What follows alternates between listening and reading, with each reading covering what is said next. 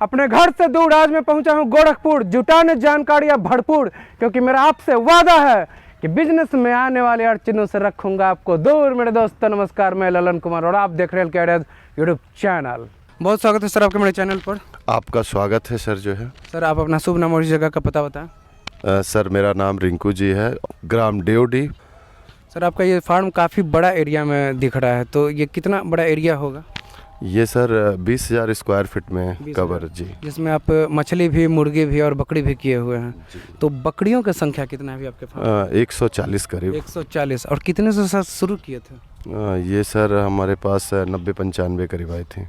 90-95 से शुरू किए थे और अभी 140 ही हो पाया जी। असल में उसमें बकरे भी थे जो है। तो कितना दिन पहले शुरू किए थे? ये 8 महीना हो गया। 8 महीना पहले जी। तो सर कैसे ख्याल है कि बकरी शुरू किया जाए, क्योंकि आपके पास मछली भी है, मुर्गी भी है, बकरी भी है, तो सबसे शुरुआत किससे किए थे? सर मैं बॉयलर का काम करता था जो है, लेकिन 13-14 साल करीब किया और कोरोना काल के कारण जो है काफ़ी लॉस हुआ मेरा, जिसके कारण हमने बॉयलर काम बंद करके और फिर हमने बकरी फार्म किया। तो ब्रॉयलर का काम आप सर 13-14 साल किए, तो काफ़ी अनुभव हो गया होगा, तो फिर कोरोना के बाद उसको आप शुरू कर सकते थे, लेकिन उसमें आपको क्या खामी नज़र आया कि आप बकरी में आ गए? एक्चुअली कारण क्या हुआ कि जो मार्केट में पैसे लगाए थे अपना तो डूबा, प्लस उस जिन पार्टी को पास लगाए थे उनका भी डूब गया। अब व्यवसाय करने के लिए पुनः फिर और पैसे चाहिए ना, क्योंकि उस व्यवसाय में थोड़े पैसे में काम नहीं होना है। तो इसलिए आपने नया सोचा कुछ करने जी। तो बकरी पालन जो आप कर रहे हैं सर, अभी आपकी बकरियां थोड़ा सा उतना तंदुरुस्त नज़र नहीं आ रही हैं। जी। तो इसके बारे में आप क्या कहिएगा? एक्चुअली बीच में कोई किसी कारणवश काफ़ी मैं परेशान था, जो हम खुद ध्यान नहीं दे पाए। हमारे लेबर थे और वो विशेष उस पर नहीं ध्यान दिए, जिसके कारण थोड़ी सी समस्या है। आगे हम इस पे विशेष ध्यान देंगे और स्वस्थ रहेंगे बकरियाँ। तो अभी इतनी सारी जो बकरियां हैं सर, अभी जो आपको अनुभव प्राप्त हुआ है कुछ महीनों में, वो कैसा सफ़र रहा? मतलब और आपको थोड़ा अगर कम से ये नहीं लग रहा है कि अगर थोड़ा कम से शुरुआत करते तो और अच्छा ग्रोथ पे रहते? जी। एक्चुअली ये मुझे पहले नहीं पता था और ये अब पता हुआ जो है। पता। तो इतनी सारी बकरियों के साथ आप शुरुआत किए थे, तो कितना लागत लग गया था शुरू में? ये करीब इसमें हमने 7 लाख करीब लगाया हूँ। 7 लाख। और ये जो शेड बना हुआ है आपका ब्रॉयलर मुर्गी फार्म का ही है, उसी में आप बकरी रखना शुरू कर? जी जी जी। तो बकरी फार्म का जो स्ट्रक्चर होता है वो कुछ अलग होता है, मुर्गियों का अलग होता है, तो इसमें आप कुछ परिवर्तन किए कि नहीं बकरियों के हिसाब से कि वही? जी वो नहीं, वो परिवर्तन किए हैं, स्ट्रक्चर वगैरह उनका जो है, जिस तरह से मुझे जानकारी जो था उसको किया हूँ। आगे थोड़े दिन बाद कुछ और बेहतर करेंगे जो है। और सबसे अच्छी बात यह है कि आज सुधीर सर भी इस फार्म पे आए हुए हैं विजिट करने के लिए, तो इसलिए सुधीर सर को भी मैं निमंत्रण देना चाहूँगा कि आइए मेरे चैनल में। आइए सर, आपका एक बार फिर से स्वागत है सर आपके मेरे चैनल। ललन जी, तो स्वागत तो हम आपको करेंगे भाई। यूपी तो हमेशा हम आते रहते हैं, आप तो कभी कभार आते हैं, क्योंकि यूपी में मेरा जागरूकता अभियान चलते रहता है, तो हम हमेशा में आते रहते हैं। और गोरखपुर में मेरा चूँकि एक सेंटर ही बन चुका है, ट्रेनिंग सेंटर जागरूकता अभियान का, तो यहाँ तो हमको हमेशा आना है, इसलिए मेरे सेंटर की तरफ से आपका स्वागत। सर आपका जो ये इस फार्म पे विजिट है, ये फार्म काफ़ी बड़ा है, बकरियों की संख्या भी ज़्यादा है, मछली भी है, मुर्गी भी है। बड़ा आपके नज़र में होगा कि संख्या बड़ा है तो बड़ा बोल देते हैं। हम बड़ा उसी को बोलते हैं जिसके पास नॉलेज और जानकारी बड़ा होता है, और 10 बकरी रहे और अच्छा ढंग से कर रहा है, और क्या कहा जाए, मैंने प्लानिंग वे में काम कर रहा है। आज यहाँ हम आए हैं जागरूकता अभियान के तहत इनको भी जागरूक करने, क्योंकि भले ही स्टार्ट कर लिए हैं, 100 बकरी 150 बकरी भले ही इनके पास है, लेकिन जो मैनेजमेंट होना चाहिए, जो यहाँ पर प्लानिंग होना चाहिए, ऐसा कुछ नहीं इनके पास नहीं है। तो काफ़ी क्या क्या सर खामी आप देखें? खामी हुई देख रहे हैं, खान पीने का खामी देख रहे हैं, सेट के अंदर का मैनेजमेंट का कमी देख रहे हैं, तो काफ़ी इनको हम जागरूक किए। मेरा तो काम ही हुई जागरूकता अभियान करना, यदि उस पर ये पालन करते हैं, चूँकि अभी हड़बड़ी में है, नहीं तो अभी कम से कम 1 घंटा हमको समय लगता है, चूँकि इनको कुछ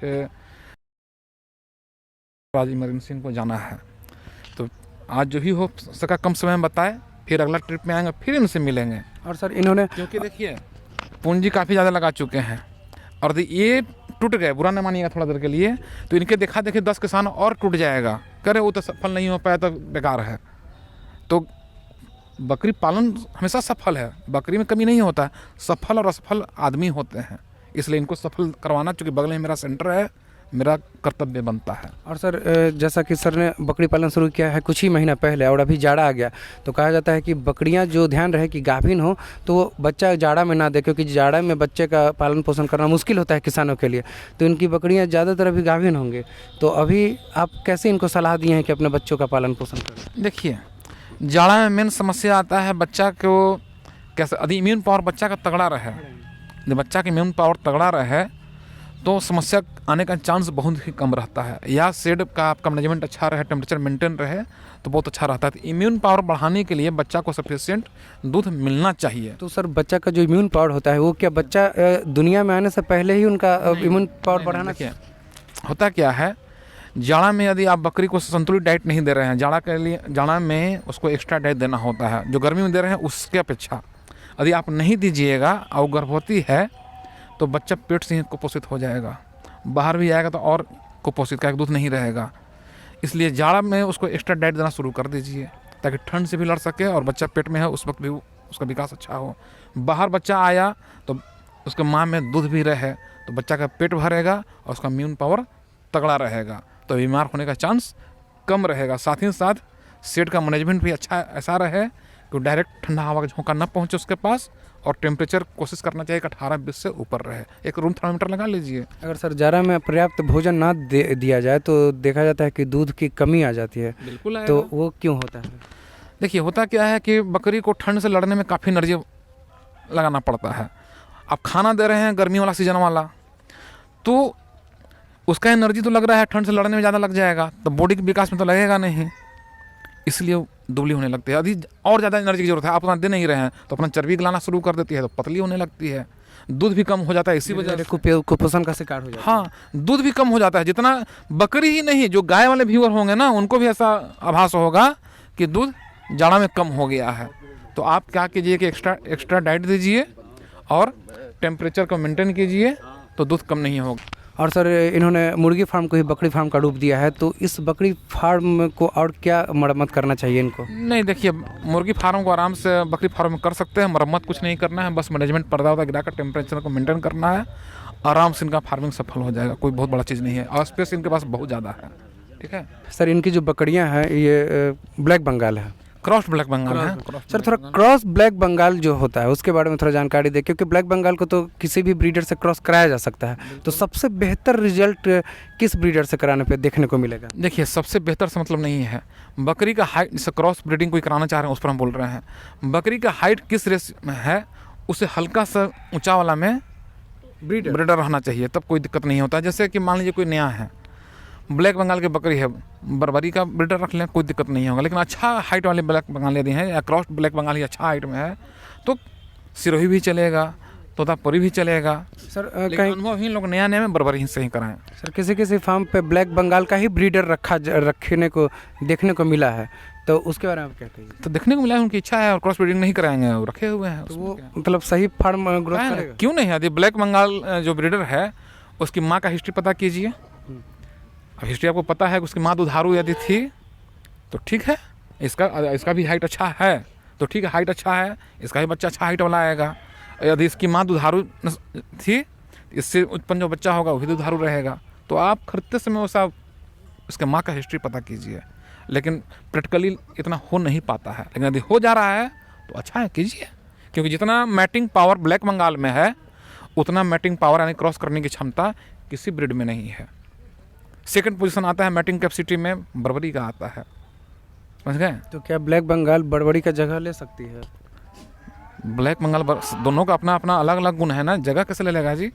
अब ऑस्ट्रेलिया का जगह इंडियन में ले लेगा? ये नहीं हो सकता है, दोनों का अपना अपना अलग नेचर है। ठीक है, मतलब एक फार्म पे दोनों की फार्मिंग नहीं की जा सकती है? क्यों नहीं कर सकते फार्मिंग?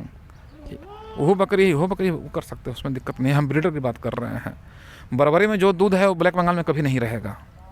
अब भले ही 2-4 को मिल जाए लेकिन परसेंटेज मिलाइएगा तो नहीं रहेगा, तो इसलिए उसका अलग गुण है, इसका अलग गुण है। तो दूध बढ़ाने का कोई तरीका है घरेलू उपचार? मान लीजिए जब बच्चा पैदा हो उस समय कुछ ऐसा आहार दिया जाए जिससे?